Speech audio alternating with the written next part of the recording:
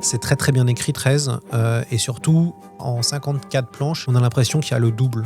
Post-Netflix, les gens veulent plus attendre un an un album. Entre un tome 1 et un tome 2, vous avez moins 50%. Faire de la BD, ça devient de plus en plus cher à cause de l'augmentation du papier post-Covid. Seul le manga est populaire quand on regarde les prix. Le manga, tu peux acheter un manga à 6 €, 7 €. Ouais. Donc en gros, un enfant ou un ado peut acheter un manga. Et puis il y a cette espèce de rayonnement aussi grâce au manga, grâce aux animés. Grâce aux animés, tout à fait. Qui fait que ça véhicule aussi sur le web. Bizarrement, les gens veulent du temps pour lire la BD, veulent 1 heure de lecture. Mais pas trop lire. Mais pas trop lire non plus. C'est paradoxal, hein, quand même. Hein.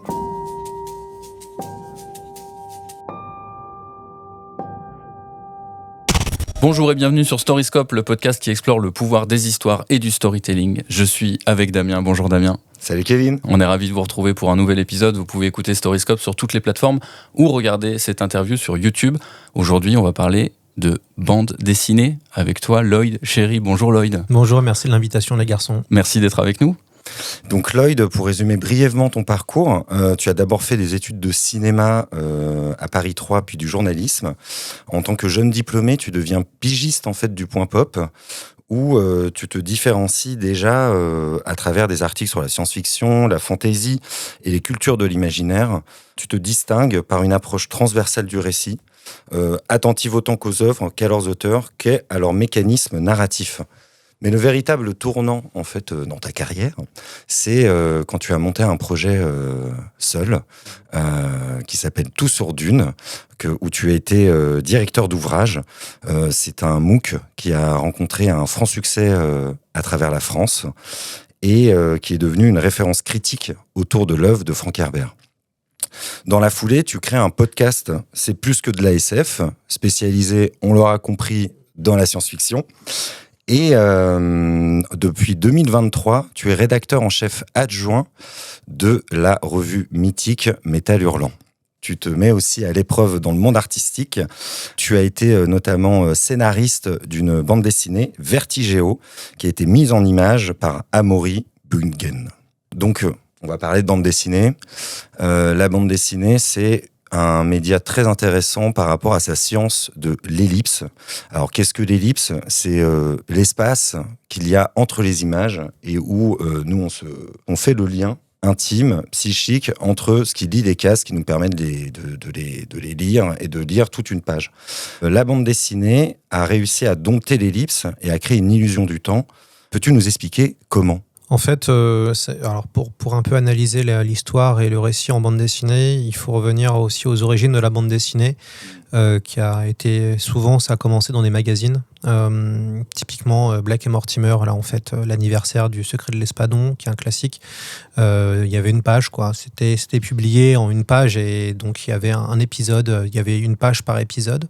Et donc il fallait donner envie aux lecteurs, aux jeunes lecteurs, d'attendre la semaine prochaine pour lire la page de son aventure. Donc le fait que ça sorte initialement dans la presse, ce qui est le cas aussi pour le manga et pour le comics, c'est prépublié dans des magazines, ça joue beaucoup sur la narration finalement, puisqu'il y a un côté feuilletonnant, donc comme les romans feuilletons que nous on connaît au 19e siècle avec Alexandre Dumas, les Balzac, les Zola. La BD a un côté feuilletonnant initialement, sachant qu'en bande dessinée, il y a une chose qui est assez intéressante dans la façon de raconter une histoire, c'est qu'il y a le fameux effet qu'on tourne une page, et donc, d'un point de vue narratif, c'est important que la page de droite, qu'on ait envie de tourner la page de droite pour regarder la page de gauche. Donc, c'est aussi une narration qui peut se voir, qui peut s'analyser de plusieurs façons. En une planche, en deux planches, il y a des pleines pages, il y a tout, on va dire, un art du séquençage, on appelle ça comme ça. Et donc, ce qui se passe, c'est que pendant longtemps, la bande dessinée était sur des formats courts. On parle du 48 pages, puis après du 56 pages. Donc, il y avait un format de pagination assez resserré, et donc il fallait raconter une histoire dans un format resserré. À l'époque, ça c'est la BD franco-belge notamment. C'est la BD franco-belge, ouais. Aussi, il y a un truc important aussi à préciser, c'est qu'on vit depuis une vingtaine d'années un basculement. Ça, vous le savez si vous suivez un petit peu. En gros, le manga est plébiscité par la jeune génération, et c'est difficile de lutter parce que du coup, vous avez aussi une façon de raconter des histoires en à peu près 18 planches chaque semaine, qui est très difficile à vaincre, même s'il n'y a pas de la couleur.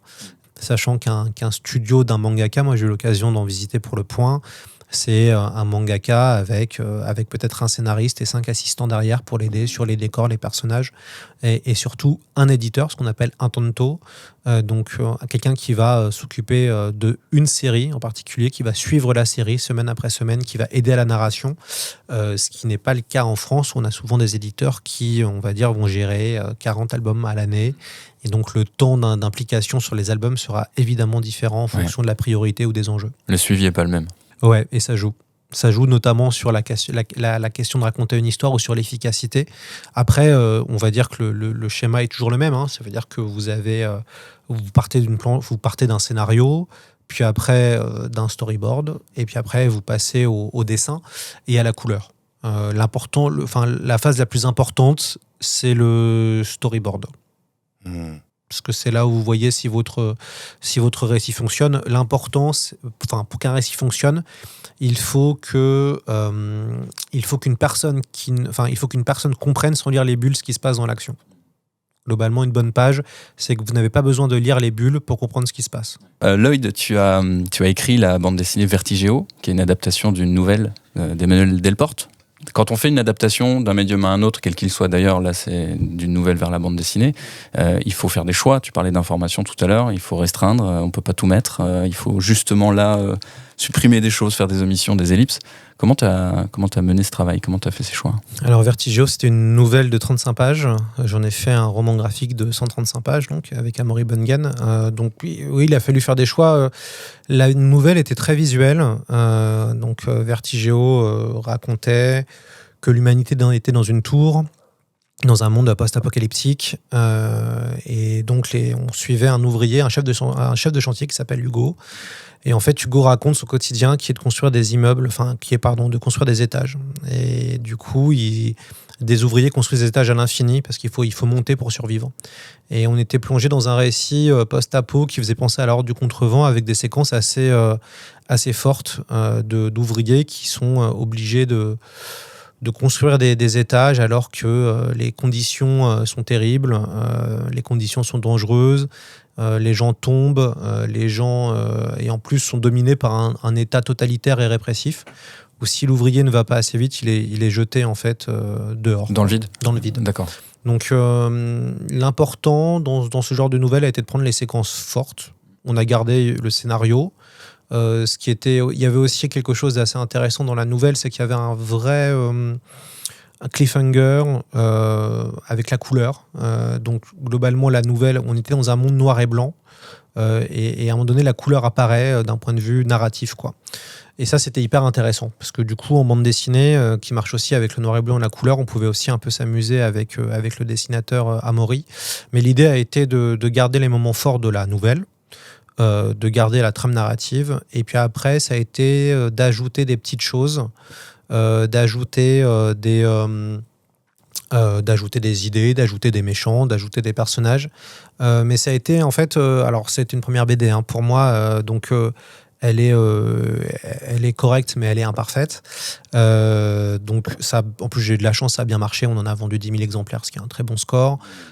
C'est une BD de SF un peu à la papa, ce qu'on avait totalement assumé. On a vraiment voulu faire une BD de science-fiction très type année à suivre, donc les années 80. Oui, avec beaucoup de références. Beaucoup de références, de là, on peut s'identifier. Ah ouais, clairement, on était vraiment là-dedans. Voilà, moi, on a joué sur le côté nostalgie à fond. Et puis c'est une BD en plus qui disait pas mal de choses sur le monde du travail, puisque c'était ça. Et c'est vrai que c'était intéressant pour ceux qui lisaient peu de BD, ils ont été totalement soufflés par le final. Ceux qui en lisaient plus, qui étaient plus habitués, étaient un poil frustrés parce qu'ils sentaient qu'on aurait pu aller plus loin, avec les personnages. Et j'avais un plan, moi j'ai travaillé comme en chapitrage, j'ai 8 chapitres. Donc j'ai travaillé comme un chapitrage d'un album de bande dessinée japonaise, entre guillemets. Donc il fallait qu'un chapitre ait un début, milieu, une fin... qu'on ait envie de suivre la suite. De tourner la page. De tourner la page, ouais. Et à ce niveau-là, dans les retours positifs que j'ai reçus, il y avait notamment le découpage. C'est une BD qui se lit en 25 minutes, globalement, mais il y a beaucoup d'infos à travers les dessins. Et des fois, moi, en fait, je pense qu'un bon dessin, quand tu as un bon dessin, tu n'es pas obligé de rajouter des couches de texte. Souvent, dans la bande dessinée, ce qui est compliqué, c'est que les gens veulent un temps de lecture. Globalement, ils ont payé entre 20 et 25 €. Ouais. Voilà, ils veulent partir pendant 1 heure, quoi. Dans ton podcast, c'est plus que de la SF, tu parles souvent du rôle actif du lecteur ou du spectateur, si jamais c'est des auteurs de cinéma, face au récit de l'imaginaire. Et en fait, est-ce que la bande dessinée, selon toi, le médium qui sollicite le plus l'intelligence narrative du lecteur à travers justement ces ellipses? C'est sûr. C'est sûr que la bande dessinée, il y a la question de l'ellipse qui permet en effet, de faire travailler le cerveau du spectateur, enfin du lecteur, pardon, et le lecteur peut aussi se refaire le film autour de lui et se faire le fil entre une case 1 et une case 2, en fait. Et c'est ça qui est assez fascinant dans l'art séquentiel de la bande dessinée, c'est qu'on a cet aspect où, globalement, entre le moment où, je sais pas, Tintin va ouvrir la porte, il va se passer des choses et le lecteur va logiquement faire le fil narratif, quoi. Du moment où Tintin sort de sa voiture et ouvre la porte, voilà, il arrive à faire le fil. Donc oui, la BD a ce truc-là qui est fort. Après, moi, ce qui me fascine quand même maintenant, c'est typiquement, je vais vous donner un exemple, c'était Jean Van Hamme, donc le scénariste de Torgal, 13 et Largo Winch. Quand vous voyez 13, c'est très très bien écrit, 13, et surtout, il se passe plein de choses en 54 planches, je pense que c'est ça. On a l'impression qu'il y a le double. Tellement il y a une efficacité en termes de découpage, en termes d'information, en termes d'enjeu. Et donc ça, c'est fort. Parce que c'est vrai que, moi, je prends du temps pour m'exprimer, j'aime, ça me laisse du temps. J'ai encore jamais fait le pari de me dire, tu vas raconter une histoire importante en très peu. Ça, c'est pour moi, parce que justement, ça t'oblige à jouer beaucoup plus avec l'ellipse. Et à faire des choix en fait narratifs. Et ça, quand vous regardez un peu ces bandes dessinées-là, et notamment Jean Van Hamme, c'est un génie de ça, c'est un génie de l'ellipse, et c'est un génie de l'efficacité. Et quand vous lisez, c'est assez dingue. Alors après, il y avait plus ou moins de texte. Là, je pense à 13, parce que dans 13, il y a vraiment c'est, on va dire, le côté un peu quasi parfait du texte et du dessin. C'est très... il y a assez en tout, quoi. Quand je regarde Torgal, ça dépend des albums, mais des fois, il y a plus de texte, des fois, il y en a moins, mais ça reste très fort. Largo Winch, il y a plus de texte. Mais dans Largo Winch, je pense que ceux qui ont lu Largo Winch se rappellent de certaines séquences. Tellement, il y a un côté assez iconique. Et pourtant, dans Largo Winch, il y avait beaucoup de texte, parce qu'il y avait un côté un peu financier, quoi. Il fallait apporter de la finance, et donc que le lecteur... Et moi j'ai découvert les OPA quand j'ai lu Largo Winch, enfant. Alors je comprenais pas trop, et c'est plutôt un adulte que j'ai plus ou moins compris. Là, je pense avoir compris comment ça fonctionne. Mais c'est vrai que ça permet en fait de dire pas mal de choses, l'ellipse. Et surtout, on voit que c'est... Mais ça dépend beaucoup du scénario, ça dépend aussi beaucoup du dessinateur. En fait, ce qui a changé, c'est que je pense que le lectorat est plus le même. Et les envies du lectorat est plus le même aussi. Un lecteur est capable de payer 30 € maintenant une bande dessinée pour avoir un long récit, quoi. Ça, c'est admis. On voit le succès de Mathieu Bablet avec Carbone et Silicium, Shangri-La ou plus Silent Jenny. On voit qu'il y a un lectorat qui est prêt en fait pour ça. Donc ça dépend pour qui on s'adresse. Le lectorat de BD, globalement, c'est un lectorat plutôt masculin, globalement qui a plutôt entre 50 et 60 ans, qui a un lectorat un peu à la papa, qui s'est féminisé. Le lectorat s'est féminisé il y a une vingtaine d'années en fait, avec l'arrivée de toutes les autrices. Je pense que Persépolis, c'est le moment où ça s'est lancé. Et en fait, on observe que il y a différents types de lectorat, et que globalement, pour une belle histoire bien dessinée, il peut y avoir un lecteur, et même si la BD coûte cher, les gens sont prêts à faire le pari. Le fait qu'on soit habitué à un plus long temps de narration a forcément un impact au niveau de ceux qui font de la bande dessinée. Pendant là, en ce moment, on va régresser, entre guillemets. Ça veut dire que comme la BD coûte de plus en plus cher, là, on arrive à des tarifs à 27 € pour 150-200 pages, et que ça devient un loisir de CSP, CSP+. Du coup, les gens commencent à se dire, mais en fait, il faut qu'on baisse les prix, parce que seul le manga est populaire quand on regarde les prix. Le manga, tu peux acheter un manga à 6 €, 7 €. Ouais. Donc, en gros, un enfant ou un ado peut acheter un manga. Et puis, il y a cette espèce de rayonnement aussi grâce au manga, grâce aux animés. Grâce aux animés, tout à fait. Qui fait que ça véhicule aussi sur le web. Et récemment, Astérix a dépassé les 10 €. Donc, c'était un truc un peu fort. Mais faire de la BD, ça devient de plus en plus cher à cause de l'augmentation du papier post-Covid. Donc, les éditeurs sont en train de resserrer. Ils vont demander que les histoires se soient plus courtes. Mais pendant 10 ans, on a eu des BD très longues qui étaient payées. Voilà. Donc, ça aussi, ça va être intéressant de voir que veut aussi le lecteur. Parce que c'est un marché, c'est une industrie. C'est un marché qui, en ce moment, les séries ne marchent plus. Alors que la série a été très importante jusqu'au début des années 2000. Oui, c'est ça, comme si c'était une grosse licence, on fait confiance. Voilà, on faisait des séries. Certaines séries fonctionnent encore, mais en fait, on s'est rendu compte que post-Netflix, les gens veulent plus attendre un an un album. Et donc, on se rend compte que les séries, entre un tome 1 et un tome 2, vous avez moins 50%. Quoi. Donc, ce qui est quand même comme la littérature. Hein. Donc, alors pas toutes les séries, évidemment. Pour que ça, là, je pense à une série qui s'appelle Renaissance, qui est une série de science-fiction, qui a fait 6 albums. Ils ont vendu 200 000 exemplaires. C'est remarquable. C'est une excellente série, mais c'est fait aussi par 3 mecs qui ont plus de 50 ans et qui sont tous des maîtres, entre guillemets, dans leur domaine. C'est possible d'avoir des succès sur de la série de classiques à 56 planches, mais ça demande vraiment de l'excellence. Le problème de la bande dessinée, je pense, c'est qu'il y a à peu près 7000 nouveautés par an. Donc il y a beaucoup, il y a une surproduction. Et en fait, ce qui est compliqué, c'est que le lecteur a trop de choix, le libraire a plus le temps de tout lire. Et du coup, ce qui va ressortir, c'est soit des gros noms, soit des choses très fortes d'un point de vue conceptuel. Et il y a aussi un autre truc qui est intéressant, c'est que les gens lisent moins. Donc quand il y a trop de texte, s'il y a trop de texte, ça va un peu rebuter les gens. Black et Mortimer, typiquement, qui a des pages à rallonge, très fournies, très fournies, c'est daté. Moi j'aime bien, hein, je suis encore un lecteur, mais ça fait partie du code de Black et Mortimer, mais c'est très daté. Il y a plus aucune BD qui est comme ça. Enfin, certaines BD peut-être, mais en fait, on se rend compte que bizarrement les gens, en même temps, veulent du temps pour lire la BD, veulent 1 heure de lecture, mais pas trop lire. Mais pas trop lire non plus. C'est paradoxal, hein, quand même. Hein. Donc c'est vrai que se pose pas mal de questions aussi comme ça. Et en fait, moi, je suis un jeune auteur de BD. Hein, j'ai commencé il y a peu, ça a fonctionné tout de suite. Mais quand je propose un projet, en fait, vous êtes obligé de réfléchir à un concept, vous êtes obligé de réfléchir à une proposition éditoriale, à un public. Et on va dire qu'une fois que vous avez fait tout ça, vous pouvez maximiser au maximum la découverte de votre bande dessinée. Il faut que le format rentre dans un marché d'abord, quoi. Ouais. C'est ça. Ça, on a tendance à l'oublier. Parce que l'art et le business, ça va pas très bien ensemble, mais en même temps, il y a un nombre d'auteurs qui vivent sous le seuil de pauvreté qui est gigantesque. Là, moi, je vis pas de la bande dessinée parce que j'ai d'autres choses ailleurs. C'est juste un plaisir, la BD. Donc, c'est pour ça que j'écris peu d'histoires. Là, je suis sur mon 2e album. Moi, l'idéal serait d'arriver à écrire une BD par an. Mais je vois mes aînés qui vivent de ce métier. Ils écrivent entre 5 à 8 albums par an. Donc, ça fait plus ou moins de pages. Mais quand tu écris 8 albums dans l'année, tu en as 3 très bons, 3 moyens, 3 mauvais, quoi. Tout n'est pas au même niveau.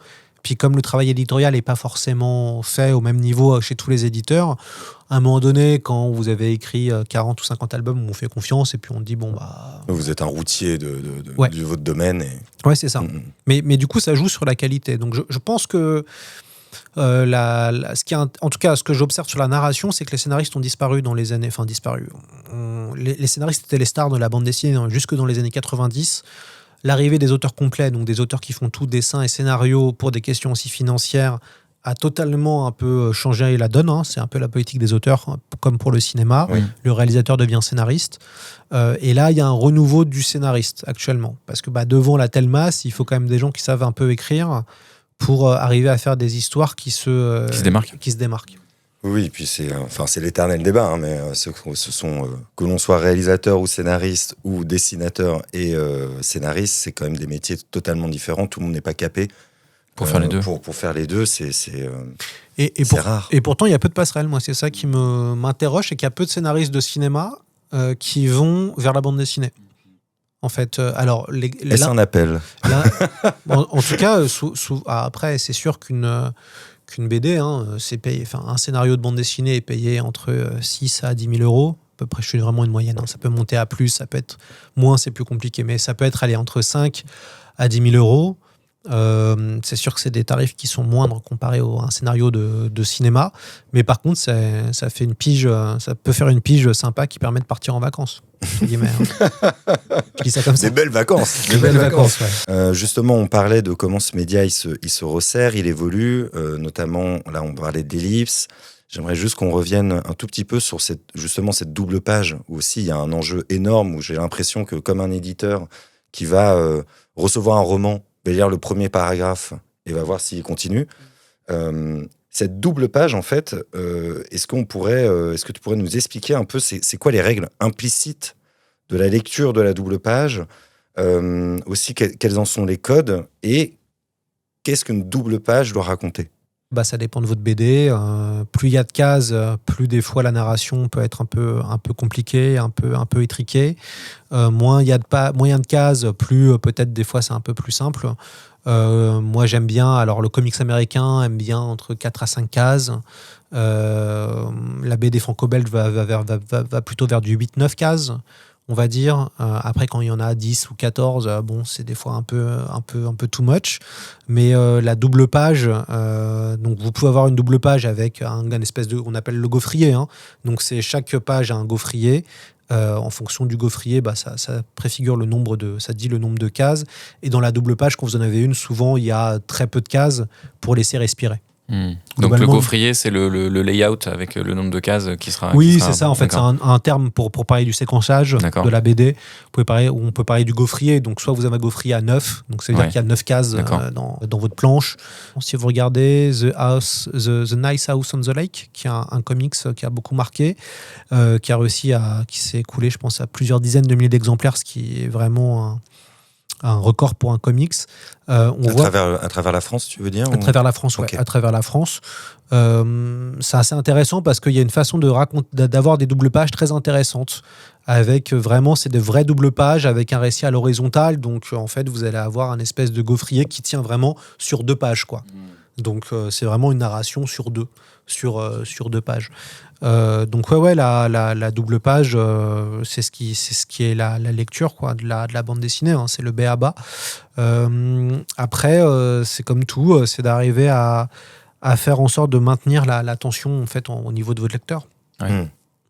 C'est ça, et c'est pour ça que tout passe en fait avant tout par le storyboard, en fait. C'est comme ça que vous arrivez en fait à voir comment ça commence, et puis si ça marche bien, si ça fonctionne bien, ouais. Justement, tu parles de storyboard et puis on parle de narration visuelle avec la bande dessinée. Ouais.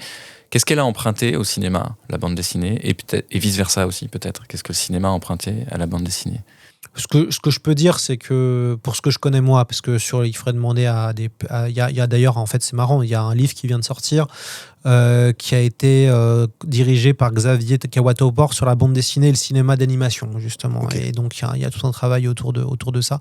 En tout cas, il y a eu dans les passerelles, il y a eu des grands auteurs de BD qui ont travaillé pour le cinéma. Un des plus connus est Moebius, ouais. Voilà, qui a été un concept artiste et un dessinateur de génie. Hein, c'est l'auteur de Blueberry et puis de L'Ancal. Il a beaucoup travaillé avec le cinéma. Il y a eu d'autres personnes, Françoise Keuten, entre autres. Enki Bilal a fait du cinéma. Donc, il y a quelques passerelles, en fait, de la BD au cinéma. Les auteurs de BD, les dessinateurs voient tous des films. Et en fait, je pense qu'il y a eu des petites choses narratives qui ont été empruntées au cinéma, notamment le fait dès les premières minutes, de maintenir des enjeux très vite, très forts. C'est quelque chose qu'on voit apparaître dès les années... Enfin, moi, je pense qu'elle est de plus en plus transparente dans les années 70 avec le nouvel Hollywood, où on maintient une espèce de tension dès le début, en fait, du récit. Mais même, en fait, quand je pense à un réalisateur comme Hitchcock, dans les années 40, 50, 60, son cinéma est quand même très... son montage, sa façon de monter les films, on dirait de la bande dessinée. C'est découpé d'une manière assez incroyable. Donc je pense qu'il y a vraiment des réalisateurs qui ont beaucoup fait pour la bande dessinée, notamment pour la force du plan, qui est la force de la case. Hein, le plan, la case, ça peut être assez similaire. Je crois... Alors, ce qui est drôle, c'est qu'il y a eu peu d'adaptations BD réussies au cinéma.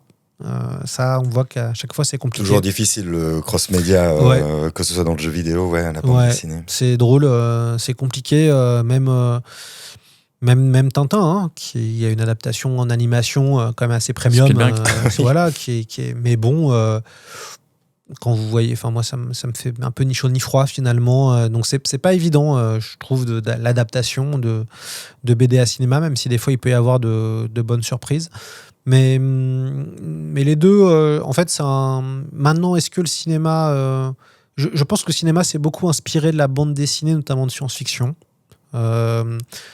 Star Wars a forcément pris de Valérian Laureline, par exemple. On voit quand même que la bande dessinée reste un moyen créatif assez hors norme et qui nourrissent beaucoup de creative designers au niveau international. Ça me paraît assez évident sur la BD de genre. Je crois que l'adaptation, ça ajoute de la difficulté. D'ailleurs, quand on voit des adaptations, souvent de bande dessinée au cinéma, c'est vers l'animation. Oui. En fait. C'est pas en live action. Donc, j'ai l'impression que c'est plus simple pour les gens d'accepter la transition du dessin en animation que du live. Après, j'ai le sentiment aussi que on voit que la BD, quand même, elle a du mal à se... En tout cas, on voit actuellement qu'il y a un manque de renouvellement. Il y a il y a moins de jeunes qu'avant qui veulent se lancer dans la bande dessinée. Et ça, je pense que ça sera un sujet pour l'avenir. Parce que on voit maintenant que les nouvelles façons de raconter des histoires viennent aussi des jeux vidéo, qui sont, je pense, le truc de notre génération. Et dans le jeu vidéo, il y a ce qu'on appelle l'open world qui s'est vraiment développé depuis les années 2010. Donc, on va passer entre 30 à 40 heures dans un univers vidéoludique qui commence à être la norme. Je pense que GTA 6 ou The Witcher 4 vont être des jeux qui vont faire des dizaines d'heures. On les attend. Voilà. Mais ça veut dire qu'en fait, je pense que ça peut avoir un impact durable sur d'autres récits après plus tard. C'est-à-dire que les gens veulent passer du temps dans des univers qu'ils affectionnent. Et du coup, le comics et le manga fonctionnent bien là-dessus parce que ça reste ça reste de la prépublication. Donc mensuel pour le comics ou hebdo pour le comics, et puis hebdo pour le manga, plutôt hebdo voire mensuel, mais plutôt hebdo pour les séries à succès. Et donc c'est ça qui est assez moi c'est ça que je ressens, c'est qu'en fait les gens nous le fait qu'on ait arrêté la presse hebdo en bande dessinée dans les années 80, je pense que ça a vraiment fait du mal à la fin, parce qu'on a laissé le champ au manga. Mais je pense que c'est en même temps, je suis lecteur de manga, donc je critique pas le manga. Je pense que ça a dû jouer, malheureusement. Chez Métal Hurlant, vous accompagnez beaucoup d'auteurs qui expérimentent avec la forme. Ouais. Est-ce que tu as le sentiment que la bande dessinée contemporaine, elle cherche à casser la fluidité de la lecture ? Moi, je pense que déjà tout a été fait. Okay. Tout a déjà été fait depuis plus de 50 ans. Ce qui est intéressant avec Métal, c'est qu'on voit qu'on fait travailler des gens du monde entier. Donc ça, c'est assez dingue quand même de se dire qu'on peut faire travailler des gens au Mexique, aux États-Unis, au Japon, qui a une espèce d'envie, et que du coup, c'est d'arriver à retrouver des récits communs, entre guillemets, avec des gens du monde entier. Et je pense que l'envie est aussi d'arriver de surprendre. Donc ça peut être formel, on peut faire des choses totalement différentes, sans parole, voilà, ça c'est pas un problème. Après, ça reste de l'expérimentation. Ce qu'on voit, ce qui est compliqué derrière, c'est d'arriver à créer, enfin en tout cas ce que tu expérimentes, soit après un succès en librairie derrière, c'est beaucoup plus compliqué. Le problème de la BD, et c'est le problème du cinéma actuel, c'est que c'est très standardisé, in fine, en fait. On lutte contre une standardisation. Moi-même, quand j'écris des dossiers de bande dessinée, je me standardise au marché. Je me dis pas, je vais créer quelque chose de très différent. Alors, pas pour l'instant, mais quand je vois une BD comme Maus, d'Art Spiegelman, qui a été la première BD à recevoir un prix littéraire américain. C'était un Pulitzer, non ? Pulitzer, ouais. C'est quelque chose Maus, c'est assez dingue. Ça sort dans un environnement où il n'y a pas du tout ce genre de récit. C'est une BD méta sur un homme qui fait la biographie de son père qui a survécu au camp d'extermination. Donc, il raconte l'histoire de son père et en mettant en perspective avec le présent, où on voit que le père est un mec horrible. Donc, le type règle ses comptes, entre guillemets, avec son père, qui est un être humain terrifiant parce que c'est quelqu'un qui a beaucoup souffert. Et donc, le fait qu'il raconte son récit permet de comprendre pourquoi le père est comme ça. Mais Maus, quand ça sort, on n'a jamais vraiment trop vu ça. Et ça c'est expérimenté et ça a fonctionné. Donc, c'est vrai que la standardisation tue évidemment tous les marchés, ça c'est sûr. Et en même temps, ce qui est compliqué, c'est que vous vous retrouvez face à des éditeurs, que votre BD marche ou marche pas, ça change pas grand-chose, fondamentalement. Ça change pas grand-chose à quel niveau par rapport à leur industrie, oui, par rapport à leur industrie, société. Même au niveau du travail. C'est-à-dire qu'en fait, là je parle même pas des éditeurs, des grands éditeurs, là je parle des éditeurs à l'intérieur des maisons d'édition. Moi, ça m'est déjà arrivé d'avoir un dossier refusé par des gens qui ne vendent pas de BD eux-mêmes sur leur BD qu'ils éditent. Moi, ça me fait doucement rigoler, quoi. Donc, il y a aussi cette question-là. Ça veut dire que il y a aussi beaucoup d'éditeurs qui, malheureusement, apportent finalement assez peu de choses d'un point de vue éditorial. Ça, c'est une vraie réalité. Et puis, de toute façon, à la fin, vous les connaissez. Globalement, les bons éditeurs sont connus dans le milieu, quoi. Vous savez avec qui il faut aller voir parce que peut-être cet éditeur-là, avec vous, il fera un meilleur boulot, il relira plus vos textes, il vous poussera à aller plus loin, à vous faire un peu mal. Mais en même temps, vous êtes face aussi à une sorte d'organisation avec des gens qui veulent peu prendre de risques. Parce que la BD, il faut aussi, je ne l'ai pas dit, mais il faut le rappeler, c'est quand même, ça coûte de l'argent. Une bande dessinée avec l'impression, vous arrivez à 80-100 000 euros quand même pour un projet de bande dessinée. Donc, il faut quand même... C'est un investissement. C'est un investissement. Donc, en même temps, les gens ont peur de prendre des risques. Et quand on ne prend pas de risques, malheureusement, des fois, il faut en prendre pour avoir du succès aussi. Et ce qui est intéressant, c'est qu'on voit que récemment, ce qui fonctionne, là, je pense à des trois Romas d'Hélène Usdin, qui est un road trip lynchien hyper intéressant, qui est pas du tout grand public, c'est un carton, parce que les gens, ils veulent aussi des choses différentes. Donc ça, ce qui est encourageant dans la BD, c'est qu'il y a quand même un public qui veut de l'indépendant, qui veut des choses, qui veil d'autres types de récits. Donc moi, c'est ça que je trouve super.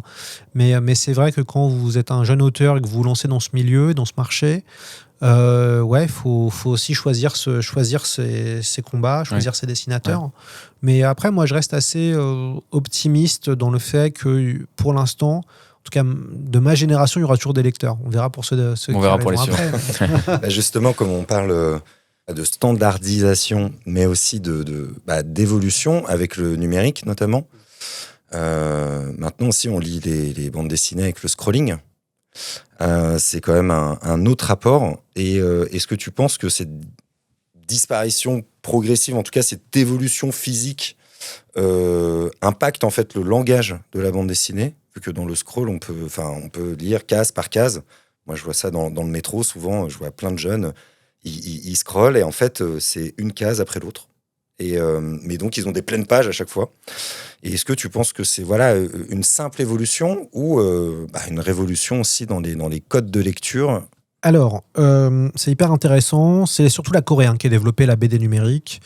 Nous, en France, on est quand même un peu à la ramasse. Il existe des choses très bien. Je pense à la start-up BAM, qui a lancé quelque chose à ce niveau-là, donc avec un peu d'IA, mais qui ont fait de l'adaptation, en fait.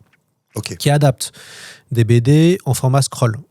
Et pour moi, j'apprécie énormément parce que c'est une autre façon de lire une BD. C'est une autre façon de raconter une histoire.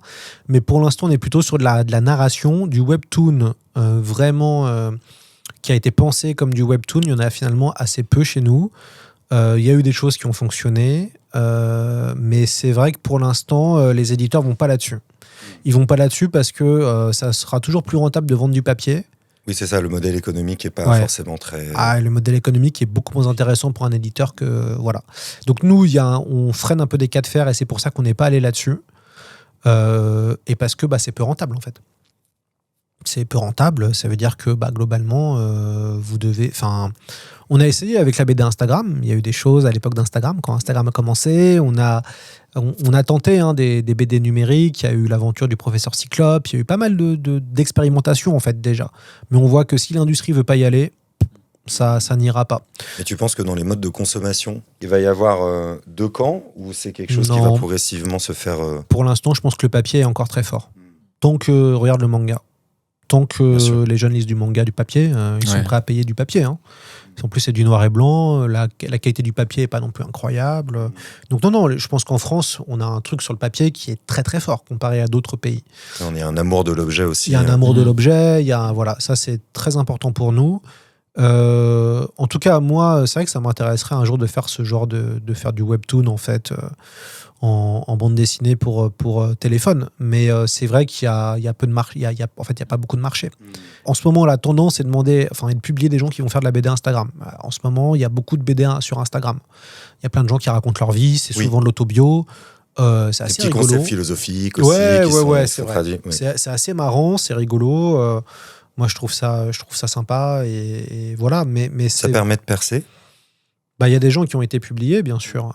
Est-ce que derrière, tu deviens un grand auteur, une grande autrice parce que tu as fait ça? Pour l'instant, je vois pas forcément de résultats.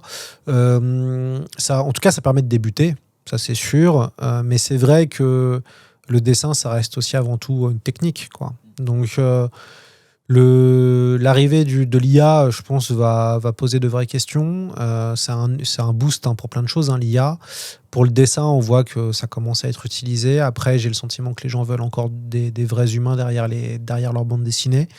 Mais ça va être intéressant de suivre et de voir comment tout ça va évoluer. Mais pour l'instant, l'industrie BD, elle veut pas aller là-dedans. Les éditeurs, ils sont pas fous. Ils savent... La BD numérique, tu peux plus la vendre à 25 €. C'est pas possible. Les gens, ils sont pas prêts à mettre 25 balles sur du numérique. Tu la vends entre 10 ou 15 € pour un PDF. Ouais. On arrive à la fin de cette interview. On voulait savoir si tu avais des projets en cours ou à venir. On a cru comprendre que oui, mais si tu veux développer un peu. Donc moi, j'ai signé une BD qui s'appelle Asimov. Pour l'instant, c'est Asimov. Alors on va voir si on va pouvoir garder le titre. C'est pas sûr, mais si les ayants droit nous laissent, ça s'appellera Asimov. C'est une BD cyberpunk avec un auteur qui s'appelle Janevski. C'est une enquête policière dans une ville de robots, dans un monde où il n'y a que des robots, où les humains sont interdits. C'est entre Blade Runner et entre les robots d'Isaac Asimov. C'est en couleur, ça fera 150 pages. C'est un one-shot. Ça sortira au premier semestre 2028. Je suis assez content. En tout cas, ça avance bien avec le dessinateur avec qui j'avais jamais travaillé, qui est Janevski. Et là, on a fait un tiers de l'album. Donc, on a fait à peu près un peu plus d'un tiers de l'album. Donc, on voit à quoi ça ressemble. Il y a beaucoup plus de textes que dans Vertigéo. Donc, ça aussi, c'est intéressant. Ouais. On va dire que l'évolution, j'ai bien compris, j'ai bien entendu les critiques qu'on m'a fait sur le premier, sur le deuxième bouquin. Donc là, il y a plus de textes, il y a plus de lecture. Moi, ça me force à travailler sur la psychologie de mes personnages et de les rendre crédibles. C'est ça, je pense, en ce moment, c'est sur ça que je travaille plus. C'est sur je dirais pas la psychologie, c'est plus sur les dialogues des persos et sur leurs émotions, sans rentrer dans des trucs trop clichés. C'est pas toujours évident des fois éviter les tropes, c'est éviter les tropes. Ouais, en fait, c'est jouer avec les tropes tout en évitant d'être trop dans les tropes. Ouais. On a magnifique. Ouais, ce sera cool, ouais. Merci beaucoup, Lloyd. Merci beaucoup, Lloyd. Merci. Ouais. À bientôt. Si cette conversation vous a donné envie d'en savoir toujours plus sur la narration et le storytelling, vous êtes au bon endroit, Storyscope. Vous pouvez nous suivre sur toutes les plateformes, sur YouTube également. On est sur les réseaux aussi. On est là toutes les 3 semaines avec Damien et un nouvel invité pour vous parler de storytelling. Merci Damien. Merci Kevin. Merci encore Lloyd. À la prochaine. Ciao. Le moment où on a une bonne histoire, je pense que les lecteurs sont prêts à suivre.